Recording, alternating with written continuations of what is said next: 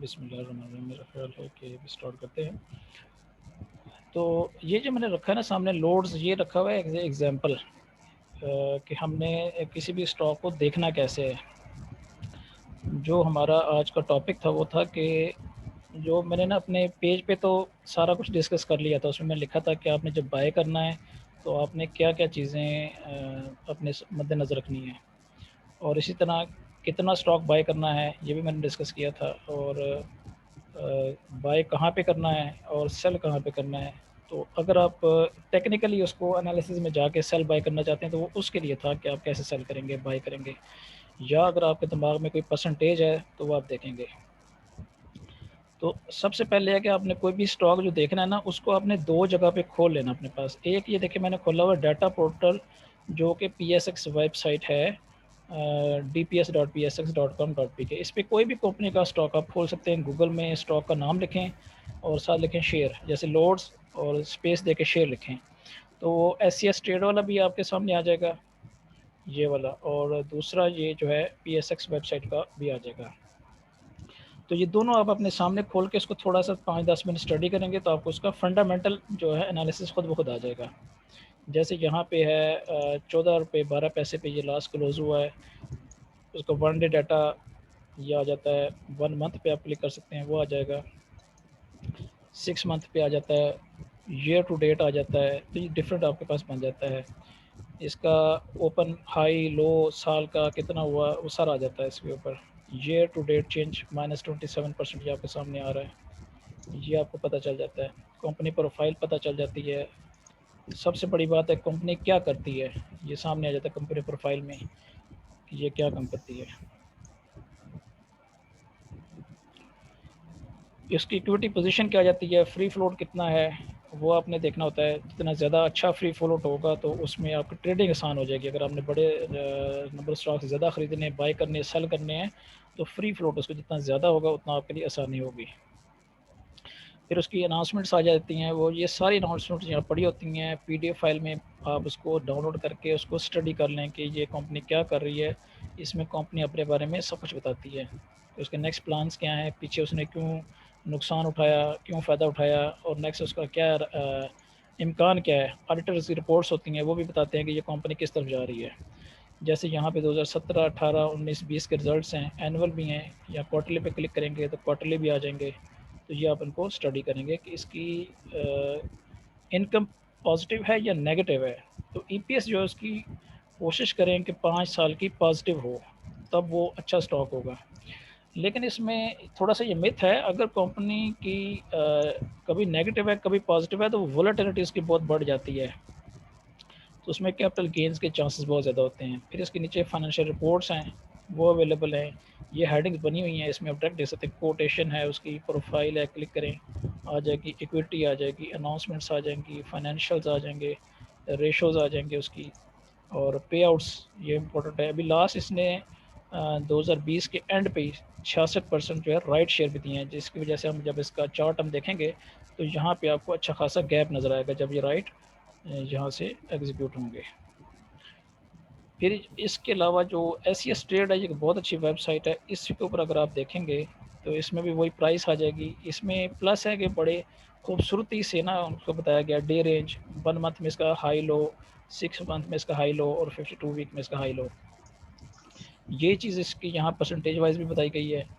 इसका paid up capital, authorised capital, total number of shares कितने हैं, 251 मिलियन है, फेस वैल्यू क्या है, बीटा इसका क्या है।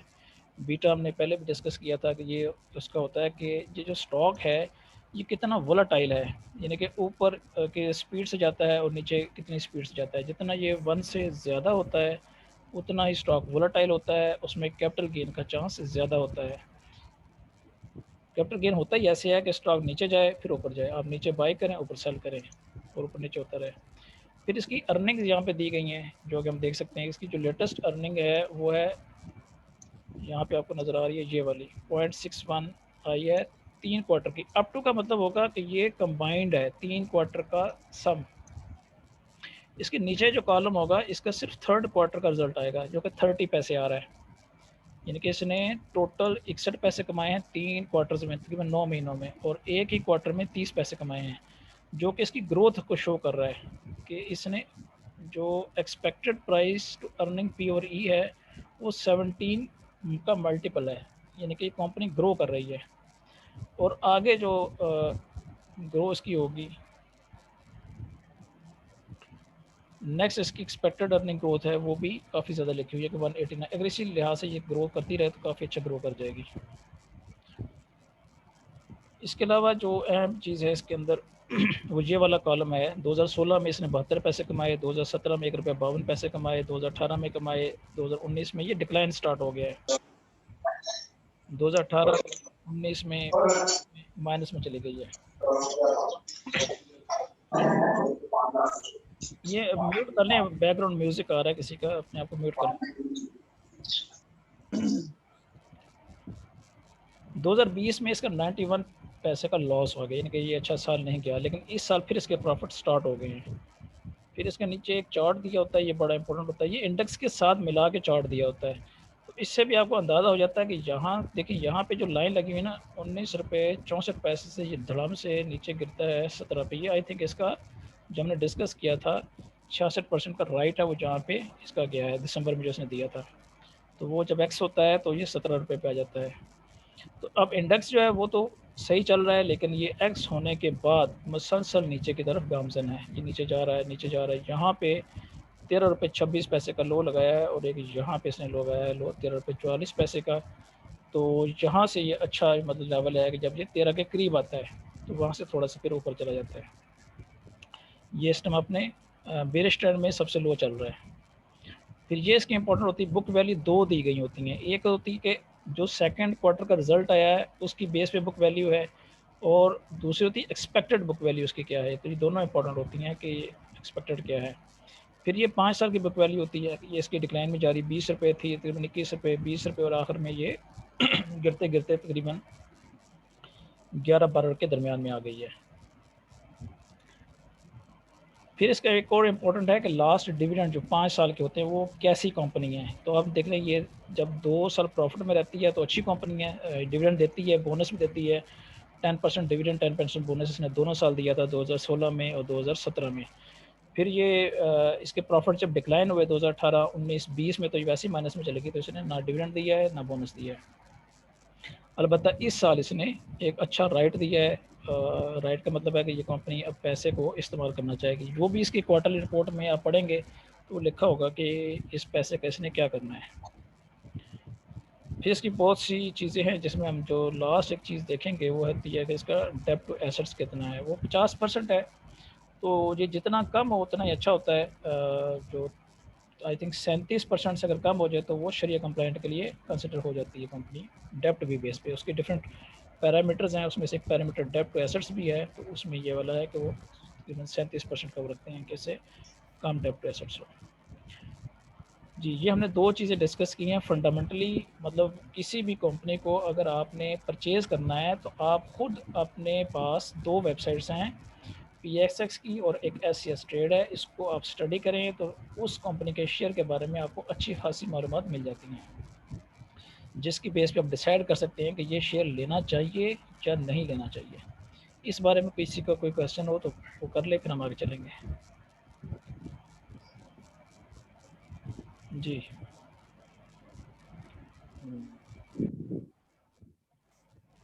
No question. नहीं, इस पे तो कोई क्वेश्चन नहीं है। सही। मतलब ये क्लियर है।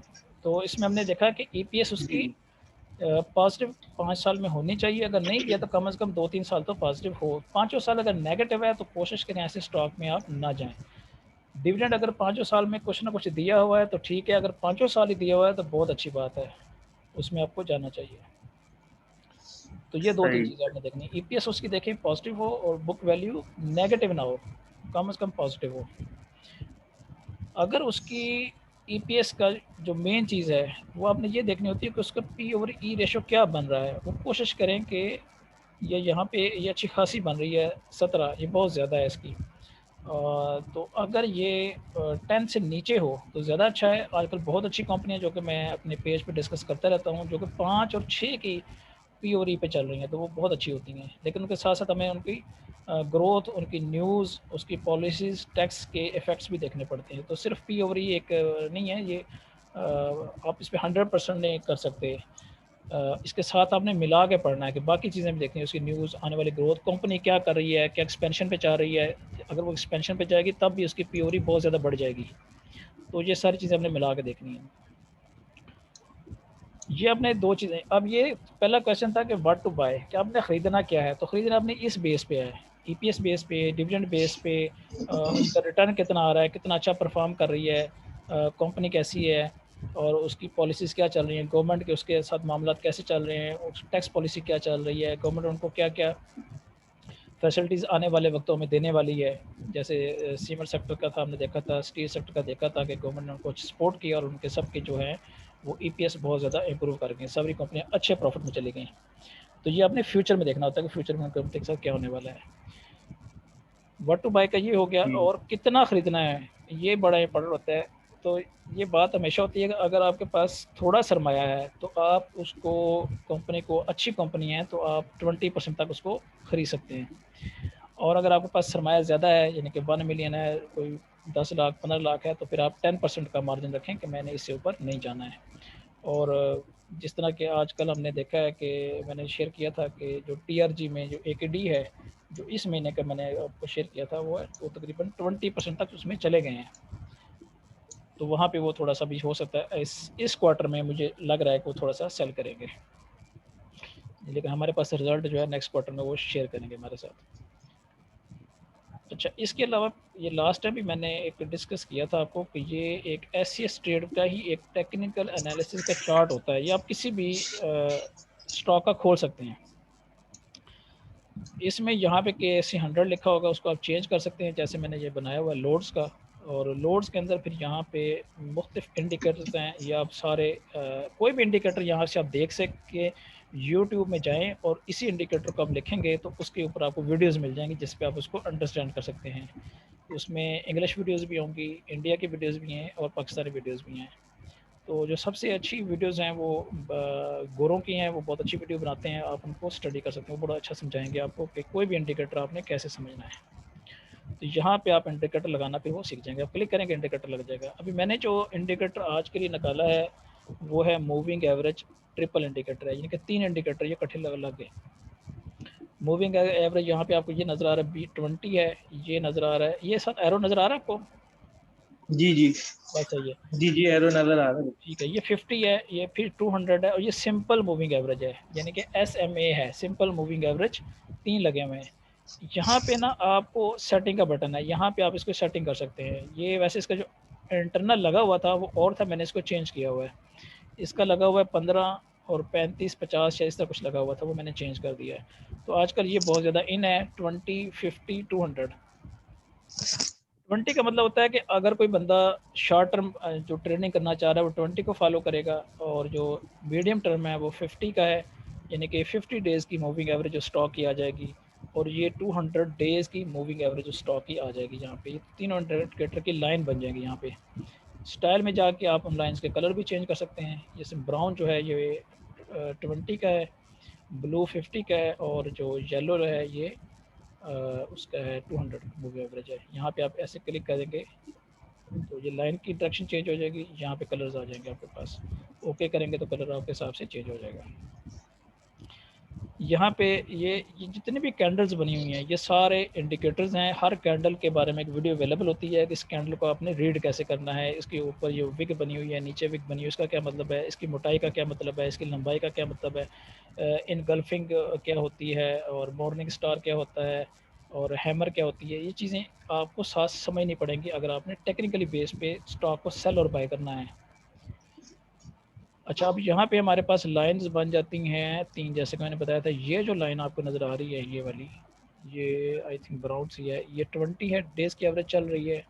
ये जो ब्लू लाइन आपको नज़र आ रही है ये 50 डेज़ की एवरेज चल रही है, और जो येलो लाइन है ये 200 डेज़ की एवरेज चल रही है। यहाँ पे एक तो आप डायरेक्टली कैंडल चार्ट पे भी बाई सेल कर सकते हैं, यानी कि आपको नज़र आ रहा है कि देखें, बाई सिग्नल का मतलब होता है कि आपने उस सिग्नल को वहाँ पे तलाश करना है जब बेयर स्टैंड चल रहा हो। अब यहाँ पे ये बेयर स्टैंड चल रहा है नीचे की तरफ, तो यहाँ पे आपने देखना है कि वो ग्रीन कैंडल कहाँ बनना शुरू होंगी, वहाँ पे आपने एंट्री ले सकते हैं। तो ये है कि ये हो सकता है कि ये एक पुल बैक हो जाए। हाँ, ये रिवर्सल का और बुलिश ट्रेंड की इंडिकेटर हो सकता है। ये फॉल्स भी होते हैं, ट्रू भी होते हैं, तो इसलिए मैंने कहा था कि आपने साथ साथ हर कैंडल को अलहदा से देखना भी है, सिर्फ इस लाइनों को नहीं देखना है। तो ये जितने भी ट्रेंड होते हैं ये 100% नहीं होते हैं। अगर 100% हो तो हर बंदा इसमें पैसे कमा ले और सिर्फ ट्रेंड सीख ले। ये आपकी हेल्प करते हैं 20% 30%, लेकिन अच्छे होते हैं। यानी कि अगर आपको इसका नॉलेज हो तो ये एक अच्छी बात है, इसकी बेस पे आप पैसा जनरेट कर सकते हैं, बजाय इसके कि बिल्कुल अंधे रहें। जिस तरह फंडामेंटल भी कोई 100% नहीं होता है, लेकिन आपको कंपनी का आइडिया होता है कि यार ये कंपनी अच्छी है या बुरी है। इसी तरह ट्रेंड भी आपका हेल्पफुल होता है। 20% वहाँ से हेल्प मिल जाती है, 20-30% यहाँ से हेल्प मिल जाती है, तो 50% आपका आइडिया हो जाता है कि ये आपको ये स्टॉक कैसा परफॉर्म करेगा। और इसके साथ साथ ज़ाहिर है कि एक इंडेक्स का भी होता है कि वो कैसे चल रहा है। थर्ड है न्यूज़ कैसी चल रही है, गवर्नमेंट की पॉलिसी कैसी चल रही है, हालात कैसे चल रही है, सारी चीज़ें मिलाकर आपने एक डिसीजन लेना होता है। तो यहाँ पे हम देख रहे हैं कि जो ब्राउन लाइन है यहाँ पे टच करती है ब्लू लाइन को भी, और यहाँ पे ये 200 लाइन को क्रॉस करती है। तो ये भी एक ट्रेंड होता है, जब भी SMA 20 जो लाइन है SMA 200 को क्रॉस करती है तो वो एक बुलिश ट्रेंड की एक मिसाल होती है। जैसे आपको नज़र आ रहा होगा कि जब यहाँ पे ये देखें, ये पॉइंट, ये हाथ बना हुआ नज़र आ रहा है, जी जी बिल्कुल। यहाँ पे ब्राउन लाइन किसको क्रॉस कर रही है, येलो 200। येलो को, यानी कि 200 की जो एवरेज थी उसको क्रॉस कर रही है 20। इसका मतलब होता है कि जो शॉर्ट टर्म उसकी वैल्यू है वो तेज़ी से ऊपर गई है। 20 एक शॉर्ट पीरियड है, 200 एक लॉन्ग पीरियड है। उसकी जो एवरेज है, जो उसने लॉन्ग पीरियड में एक एवरेज बनाई थी, शॉर्ट वाली ने उसको क्रॉस कर दिया है। तो ये एक बुलिश ट्रेंड की एग्जांपल है। और ये यहाँ से आपको नज़र भी आया कि जिसने यहाँ पे एंट्री लिया, अब यहाँ पे प्राइस बन रही है 15 रुपये तकरीबन 24 पैसे, और अगर थोड़ा सा नीचे कर लेना 15 रुपये 10 पैसे। और ये नीचे से ट्रेंड नीचे से चल रहा है, लेकिन ये यहाँ पे थोड़ा सा कन्फर्मेशन आ गई है। ये चल रहा था ट्रेंड 13 रुपये 27 पैसे पे, यहाँ पे भी एंट्री आप ले सकते थे, लेकिन यहाँ कन्फर्मेशन नहीं थी। यहाँ पे वो कहते हैं कि जो टेक्निकल एनालिसिस जो इस पे चलते हैं मूविंग एवरेज पे, वो इस लाइन पे कहते हैं कि ये कंफर्म होगा ट्रेंड। अब आप देखें, जब ये ट्रेंड कंफर्म हुआ और आपने 15 रुपये पे स्टॉक उठाया, 13 रुपये पे नहीं उठाया, कंफर्म यहाँ पे हुआ 15 रुपये पे, तो यहाँ पे आपने स्टॉक उठाया। अब आपने इस लाइन के साथ चलते गए, ये लाइन अब अप ट्रेंड में जा रही है, यहाँ पे थोड़ा सा ये भी नीचे है, लेकिन आपने ये देखना है कि अब ये 200 को दोबारा कहाँ क्रॉस करती है। या आप कह सकते हैं कि आप किसी भी यहाँ पे लेवल पे अपनी परसेंटेज 10%, 20%, 30% पे आप एग्जिट कर सकते हैं। ज़रूरी नहीं है कि आप ट्रेंड को फॉलो करें। आप अपना पैसा देखें कि अच्छा आपको पैसा मिल रहा है, या यहाँ पे आप देखें कि एक बिग बनती है ऊपर वाली 21 रुपये, और यहाँ से वो नीचे आ गया 19 रुपये, तो यहाँ पे आप भी आप एग्ज़िट कर सकते हैं कि ये नीचे आना शुरू हो गया है। लेकिन अगर आपने इसी को फॉलो करना है तो फिर आपका एग्ज़िट जो है वो काफ़ी देर से बनेगा, क्योंकि ये दोबारा इसको यहाँ पे जाती है, ये यहाँ पे क्रॉस करती है, और ये काफ़ी लंबे चलने के बाद, तो ये आप इंटर हो गए हैं 15 रुपये पे, और आप एग्ज़िट होंगे इसके हिसाब से यहाँ पे तकरीबन 17 रुपये पे। ये डाउन को उसको क्रॉस कर देगी, यानी कि ये कंफर्म करेगी कि इसका बेयर ट्रेंड स्टार्ट हो गया है। तो ये लॉन्ग टर्म के लिए ये है कि वो अगर इसको फॉलो करेगा तब भी वो 2-2.5 रुपये कमा लेगा इसमें से। और अगर आप वैसे इसको फॉलो करेंगे कि यार जब तक ऊपर जा रही है, यानी कि यहाँ पे, और जैसे ही वो 2-3 रुपये नीचे आए, कोई 10% नीचे आए, वहाँ पे आप एग्जिट कर सकते हैं। और फिर आपकी प्राइस से काफ़ी नीचे आती है, वहाँ पे आप दोबारा एंट्री ले। जी, किसी का क्वेश्चन हो?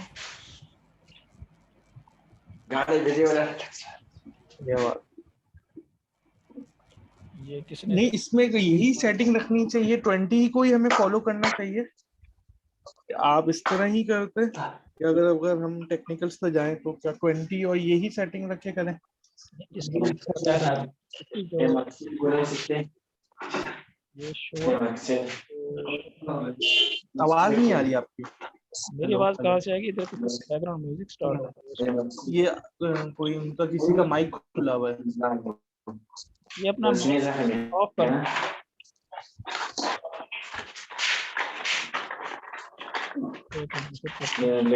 आलमगीर यार, मैं बात कर रहा हूँ। मेरे ख्याल से उन्होंने हेडफोन लगा, सही है, अब हो गया वहाँ पर। वो मुझे खुद ही करना पड़ेगा। अच्छा, इसकी जो मुख्य सेटिंग होती है, मैंने कहा था आज का जो ट्रेंड चल रहा है उसका चल रहा है 20, 50 और 200 का अक्सर ये ट्रेंड चल रहा है। तो ये डिफरेंट आप सही कर है, सकते हैं, ये मैंने शुरू में बता दिया था, यहाँ सेटिंग में जाके आप इसको चेंज कर सकते हैं। ये इनपुट्स इसकी लिखी हुई जी हैं जी, 20, 50, सही है, 200। तो आप सही। इसको चेंज कर सकते हैं, 15, 35, 50 कर लें, कुछ भी आप कर सकते हैं। तो आप इसको ट्रेंड को फॉलो करने का ये तरीका कि जब एक तो कैंडल से अंदाजा हो जाता है कि बुलिश ट्रेंड है, नंबर 1। नंबर 2 है कि बुलिश ट्रेंड आपने तब तलाश करना है जब वो बेरिश में जा रहा हो, वहां पे जैसे यहाँ पे है बेरिश है, बेरिश है, आपने एंट्री कहाँ पे लेनी है, आपने वेट करना है, वेट करना है, वेट करना है, वेट करना है, वेट करना है, वेट करना है। अब देखें कि पहली रेड कैंडल यहाँ बनती है, ग्रीन कैंडल, ग्रीन कैंडल। ठीक है। तो उसकी जो सेकंड बनती है तो यहाँ पे आप एंट्री ले सकते हैं। ये अब सिर्फ कैंडल बेस पे एंट्री होगी आपकी, इसमें एसएमए का कोई तल्लक नहीं है, कोई लाइन क्रॉस नहीं हो रही यहाँ पे। तो और यहाँ पे फिर आप एक कैंडल के बाद एक दोबारा रेड बन जाती है, तो यहाँ पे आप सेल एग्जिट कर सकते हैं शॉर्ट टर्म के लिए। सेकेंडली ये देखें, अगर आप एसएमए की बेस पे लेंगे तो ये ब्राउन लाइन को आप इसके साथ भी कर सकते हैं, यहाँ से भी आप देख सकते हैं कि ब्लू लाइन को कहाँ पे क्रॉस करती है। ये भी एक आपका लेवल बन जाएगा। आपने जो एंट्री ली थी यहाँ पे, अगर ब्लू लाइन के हिसाब से लेंगे आप, तो आप 14 रुपये 87 पैसे पे आपकी एंट्री हुई, ठीक है। और यहाँ पे सही आपका है, एग्जिट हो गया 19 रुपये 74 पैसे पे। आपने पैसे कमा लिए, तकरीबन 4-5 रुपये बन गए आपके।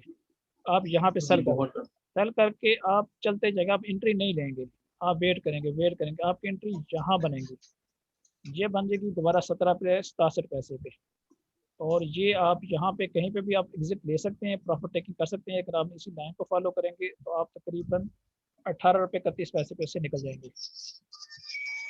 तो ये आपको सेव मेरा कर रहा है, तो आप नीचे चलते जा रहे हैं। आपके एक्सपीरियंस के लिहाज से कितने परसेंट में लालच किए बगैर एग्जिट हो जाना चाहिए स्टॉक एक्सचेंज से, कि बंदा लालच में भी नहीं रहे, एक अच्छी एंट्री हो गई है, कितने परसेंट में निकल जाएगी इंडिकेटर? क्योंकि हालात तो ऐसे आजकल यहाँ पे चल रहे हैं पाकिस्तान में, 15 या 10% बहुत होता है मेरे ख्याल से। 10% प्लस जब भी आ जाए तो आप उस पे से एग्जिट कर सकते हैं। 10% से आप ट्रेलिंग स्टॉप लॉस भी लगा सकते हैं कि अगर 10% प्रॉफिट सही, हो रहा है तो आप 7-8% पे ट्रेलिंग स्टॉप लॉस लगा दें। और जब वो ऊपर चलता जाए तो आप 2-2% भी नीचे बढ़ाते जाएं, यानी कि आपका प्रॉफिट 15% पे चला गया है, आप स्टॉप लॉस 12% 13% पे लगा दें।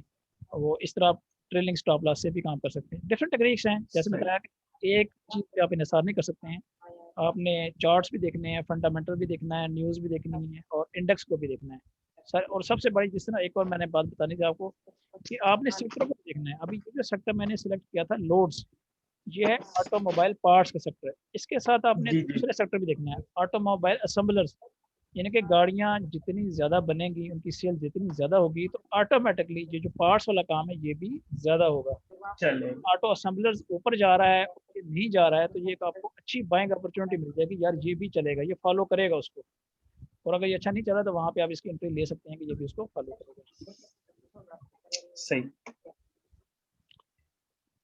और इसी तरह जब बाइंग का मैंने बताया था कि बाइंग आपने जो करनी है, अगर आपका मार्जिन है 10% तक आप जाना चाहते हैं किसी स्टॉक में, तो आप उसमें पहले जो स्टॉक लेंगे वो 2%, 4%, 5% से लेंगे, या फिर आप टोटल 10% भी ले सकते हैं। अगर आप समझते हैं, जिस तरह यहाँ पे एग्जांपल मैं बता रहा हूँ आपको कि ये एसएमए जो चल रहा है 200 की एवरेज से, इस टाइम स्टॉक बहुत नीचे चल रहा है, जो उसकी एवरेज के हिसाब से जो स्टॉक होना चाहिए 17 रुपये 40 पैसे का। और लोड आपको अवेलेबल है, यहाँ पे देखें लास्ट मैंने भी इसको बाई किया था 13 रुपये पे बाई चांस। बिल्कुल, तो यहाँ पे आपको नजर आ रहा है कि यार ये बहुत अच्छा है, तो यहाँ पे आप 5% के लिए डायरेक्ट भी डाल सकते हैं। तो ये आपकी स्ट्रेटजी होती है कि किस लेवल पे चल रहा है। अगर आप इस लेवल पे लेना चाह रहे हैं तो फिर आपको, जैसे मैंने आपको बताया था, जायके के इसलिए जायका आप 1 से 2% जाए, ज़्यादा उसमें ना जाए, क्योंकि उसमें रिस्क फैक्टर बहुत ज़्यादा है। जब भी बहुत ज़्यादा हाई हो तो आप कोशिश करें, क्योंकि स्टॉक्स बहुत हैं, ये आप एक स्टॉक के पीछे ना पड़ जाए कि ये मैंने लेना ही लेना है। स्टॉक्स बहुत ज़्यादा है, चार्ट्स देखें, सब कुछ स्टडी करें, तो अच्छे लेवल पे स्टॉक्स अवेलेबल हैं, उनको आप परचेज करें।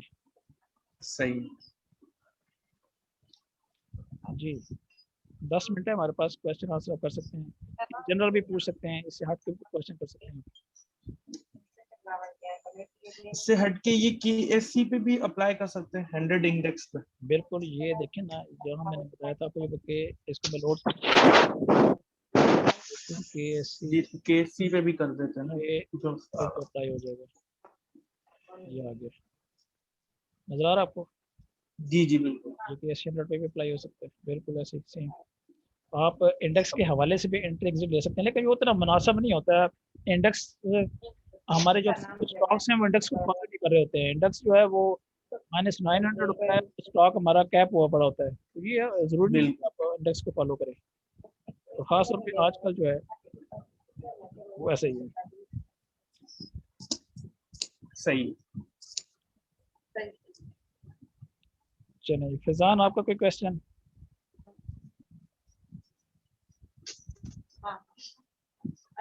जी जी, अस्सलाम वालेकुम। वालेकुम सलाम। बड़े अच्छे अच्छे क्वेश्चन करते होते हैं, जब जूम मीटिंग आती है तो आप क्वेश्चन नहीं करते हैं। अस्सलाम वालेकुम। वालेकुम सलाम। मैंने कहा आप जब इंडिविजुअल कॉल पे माशाल्लाह बहुत अच्छे क्वेश्चन करते हैं, लेकिन जब जूम मीटिंग में आप क्वेश्चन कम ही करते हैं, कुछ नहीं करते हैं। बस दोस्त वो कर रहे होते हैं, आप सुन रहे होते हैं, इसलिए जरा खामोश होते हैं फिर। टॉक में ज्यादा मजा आता है ना, क्रॉस क्वेश्चन में सही समझ आती है। वन वे जी में जी मजा नहीं आता। वन वे तो बेहतर, यूट्यूब भरी हुई है हर चीज से। हमारा होता है कि क्रॉस क्वेश्चन जी। करें ताकि एक आम जो बंदा है उसको समझ आ जाए, लेमैन को। अच्छा अच्छा सर, मैं ये पूछना चाह रहा था कि हम मतलब मेन मतलब कुछ 4 या 5 चीजें जो हम फंडामेंटली जिनको हम नोट करें कि अगर इस रिडार में हमारा स्टॉक आता है तो हम उस कंपनी को लें, ठीक है। तो जिस तरह मतलब आप बता रहे हैं कि यहाँ तो बहुत चीजें उलट चल रहे थे, इंडेक्स माइनस में प्लस में होता है, स्टॉक माइनस में होता है, स्टॉक माइनस में इंडेक्स, मतलब ये उसको मैच नहीं कर रहे होते, ठीक है। तो सेफ खेलने के लिए हम मतलब कौन से पैरामीटर जिनको हम स्ट्रिक्टली मतलब ये 4 5 यानी कि हैं मतलब पी या APS उनको हम फॉलो करें, इस पे जरा वो मतलब थोड़े से उसमें बता दें मुख्तसरन। देखिए, जो हमारे जो स्टॉक्स है ना, सबसे अहम बात तो होती है कि आप जो कंपनी है ना वो कर क्या रही है उस पर ज़्यादा फोकस करना चाहिए। उसकी जो अब खास तौर पे रिपोर्ट आती है ना, क्वार्टर रिपोर्ट, उसको पढ़ना चाहिए कि उसके फ्यूचर प्लान्स क्या हैं और उसने लॉस क्यों किया है। उसकी रिजल्ट शीट आपको पढ़नी है। जी, हम नेक्स्ट टाइम इंशाल्लाह टॉपिक रखेंगे कि रिजल्ट शीट को हम पढ़ेंगे और मैं बताऊंगा और आपसे डिस्कस भी करूंगा कि रिजल्ट शीट में क्या चीज़ें अहम हैं। और उसके क्वार्टर बिल्कुल रिपोर्ट में बिल्कुल। अगर कोई अच्छी चीज़ें हुई तो वो भी मैं सामने रखूंगा। ये कंपनी देखें, ये यहाँ पे क्या कह रही है, इसका ऑडिटर क्या कह रहा है। तो ये चीज़ें ज़्यादा अहम होती हैं। ये जो होता है ना EPS, ये एक पास्ट होता है। अब ये देखें, ये पास्ट है इसका। जिस तरह ये पास्ट है, इसका ये रिजल्ट आया, ये रिजल्ट आया, ये रिजल्ट आया, और यहाँ पे ये लॉस में चला गया। जब लॉस में चला गया तो उसका जो शेयर की प्राइस थी वो ज़्यादा गिर जाती है। तो ये एक अपॉर्चुनिटी भी हो सकती है। आपको नज़र आ रहा है यार कंपनी ने ये जो लॉस किया 91 पैसे का, ये इस वजह से किया है कि ये एक्सपेंशन में चली गई, ठीक है, या इसके हालात ऐसे हो गए, लेकिन आने वाले दिनों में ये हालात नहीं रहेंगे। तो यहाँ पे आप स्टॉक को बाय कर लेते हो क्योंकि आपको पता है कि नेक्स्ट ईयर इसके प्रॉफिट आ जाने हैं। तो आपको बहुत ही जी अच्छे लेवल पे स्टॉक मिल जाएगा, लेकिन वो वहाँ पे घूमता रहेगा, आप सब्र से काम लोगे। लेकिन जब उसका जब नेक्स्ट रिजल्ट आएगा, जैसे जी यहाँ पे आया है 30 पैसे जब आएगा रिजल्ट, तो वो उस टाइम तक अच्छा जा चुका होगा, क्योंकि जो बड़ा इन्वेस्टर है उसको पहले ही पता होगा अब इसका रिजल्ट अच्छा आने वाला है। तो आपको वहाँ पे एक अच्छा गेन मिल जाएगा। तो EPS से भी ज़्यादा ज़रूरी है कि उसकी क्वार्टरली रिपोर्ट को पढ़ा जाए, उसके आने वाले प्लान्स को पढ़ा जाए और उसके लॉसेस क्यों हुए हैं इस बात को समझा जाए। बिल्कुल।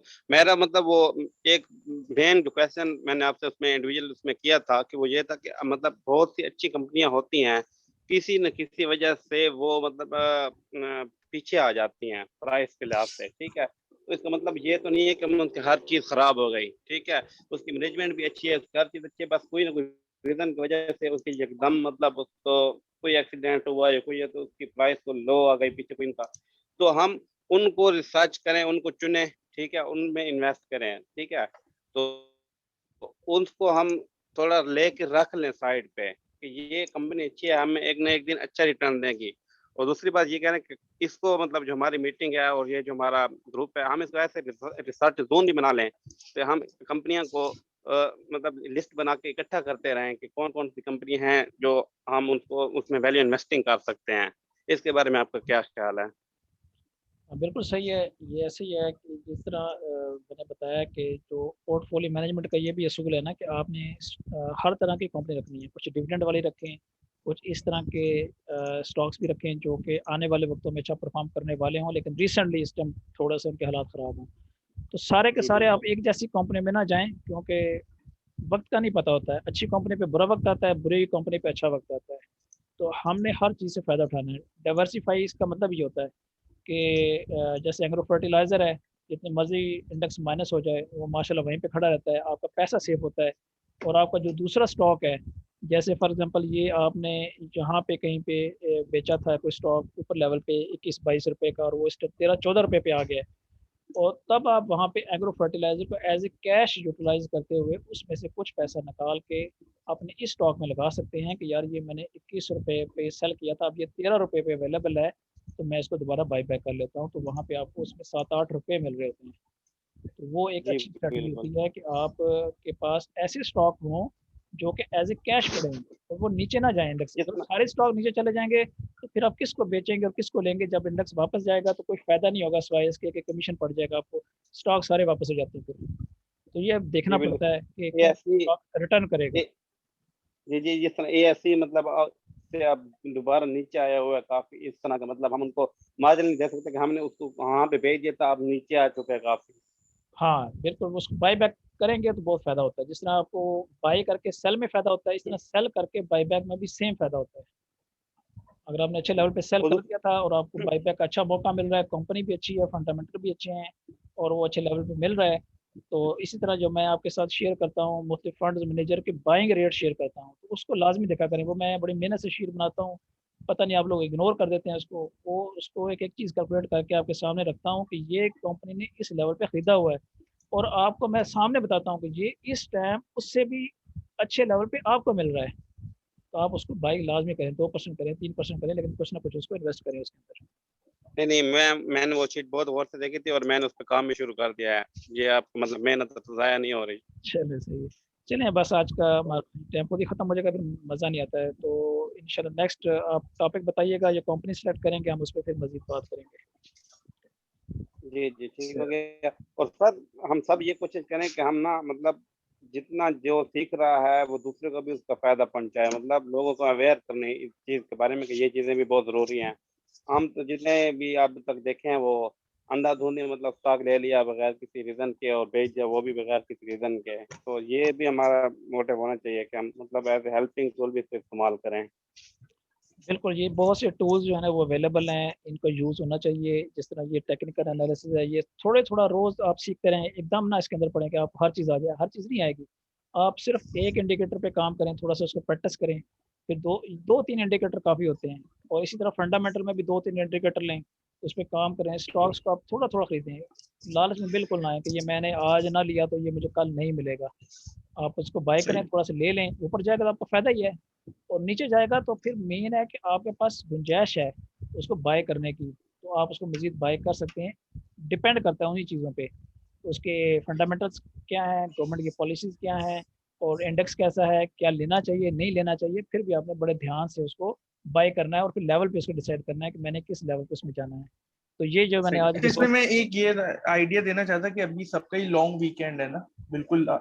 तो अगर हम एक टेक्निकल इंडिकेटर्स या हमें एक थोड़ा समझा दें, और 2-3 जो भी इंडिकेटर्स हैं वो अब हम उस पर थोड़ा बता दें, बाकी हम यूट्यूब से भी उन पर काम करें, तो हम अपने ये है कि 3 इंडिकेटर्स पे कोई भी इन फ्यूचर स्टॉक खरीदें तो वो हम अपने पेज पे 3-4 इंडिकेटर्स को भी देखें, अगर क्योंकि वीकेंड तो सभी की छुट्टियां ही हैं। अगर टेक्निकल पे थोड़ा इस वीक काम हो जाए तो ज्यादा अच्छा हो जाएगा फंडामेंटल के साथ। ये मैं कोशिश कर क्या रहा हूँ। सबकी। लास्ट टाइम भी मैंने एक इंडिकेटर आपके साथ डिस्कस किया था, कौन सा किया था? हर हर जो लेसन होता है ना, ये हमारी मीटिंग होती है, जो थोड़ी डिस्कशन जी, होती है, उसमें मैं कोई ना कोई इंडिकेटर साथ डिस्कस करता हूँ। जैसे आज मैंने मूविंग एवरेज का RSI था लास्ट टाइम।